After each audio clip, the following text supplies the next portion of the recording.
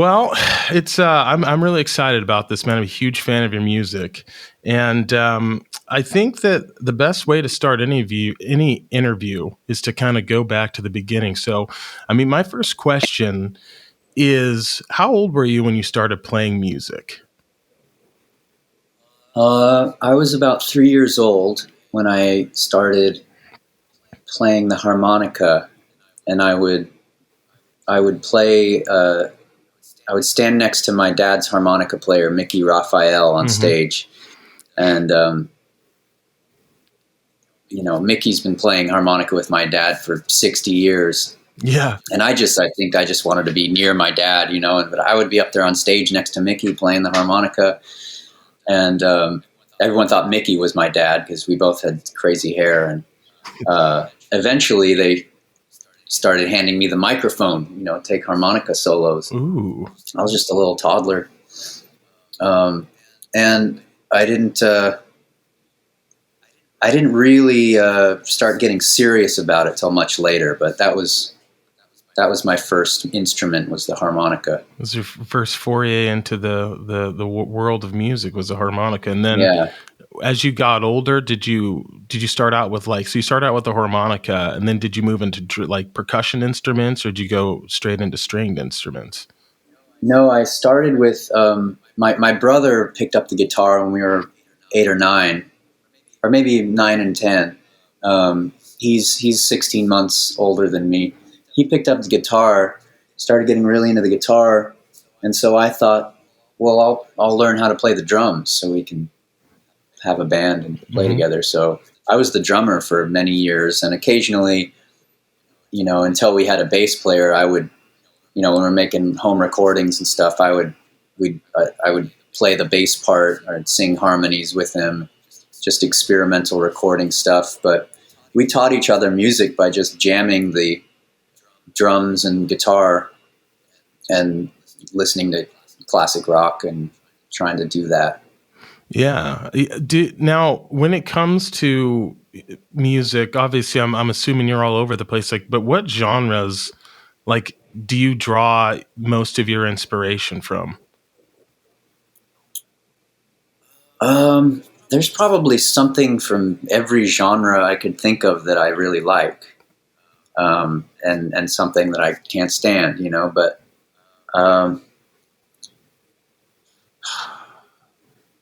when I was raised on oldies music, mostly. There was always the oldies station playing in the car, and then growing up in the '90s, you heard everything that was happening on the radio during the '90s. So I don't know. I've been influenced pretty randomly by so many different things, and I always had music around me of all types. My dad grew up with honky tonk music, and loving singing cowboys and Gene Autry and stuff, and then at the same time he loved Django Reinhardt, the gypsy jazz guitar stuff. So I heard a lot of jazz, and my mom loved Stevie Wonder and Earth, Wind and Fire, and Sly Stone, and Aretha Franklin, and Etta James, and a lot of the classic R&B stuff, Motown and Stax stuff, and the oldies station. And then around middle school, late elementary school, I had this friend who, he ended up being my the friend that you get into trouble together, and you fuck up together, and you do lots of drugs, and you almost die. But he has the best taste in music, and he turned me on to so much great music. I remember he turned me on to Beck and Weezer, and the entire soundtrack from Office Space. We used to just listen over and over again and just sing every line. He turned me on to the Flaming Lips. Yeah. As I got older, I got really into, there was a whole period there where I listened to nothing but like punk rock and classic rock. Hendrix and the Beatles and the Stones and Iggy Pop, and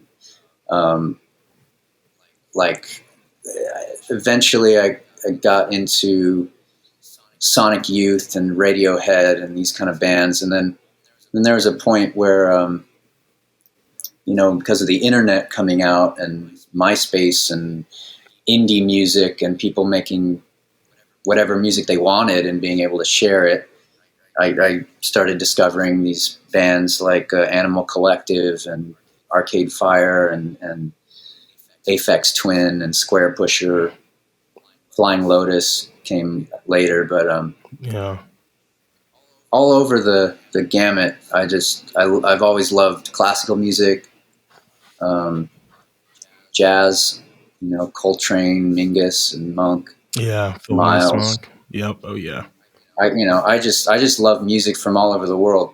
I got really into Talking Heads, which introduced me to King Sunny Ade and Fela Kuti. And hey man, hey, sorry, yeah, you're good, brother. I'm doing an interview right now. Hey man, good to see you. Yeah, everyone's downstairs. Yeah. Cheers. You're good. No, you're good, man. You're good. So yeah, I could nerd out about music all day long. I just love music from all over the place. And actually, my good friend Tato Melgar, who plays percussion in my brother's band, he's like an older brother to me growing up. He was my first drum teacher, and he taught me Afro-Latin, Afro-Cuban root rhythms, and just the rudiments of that, and on hand drums, and then translating that to the drum kit. And I felt like that rhythmic sort of foundation that I learned early on really helped me when I wanted to experiment and branch out with playing keys or playing stringed instruments.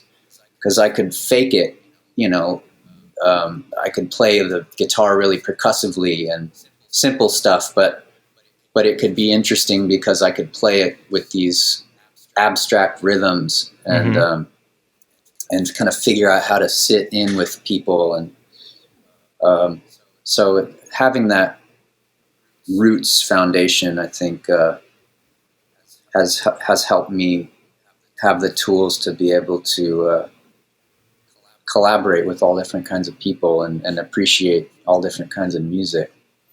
Yeah, so it all funnels into my music somewhere, in some songs. Like, if you gave me a song, I could probably tell you, I was borrowing from this and that, and seeing what it sounded like mixed together. Yeah, I mean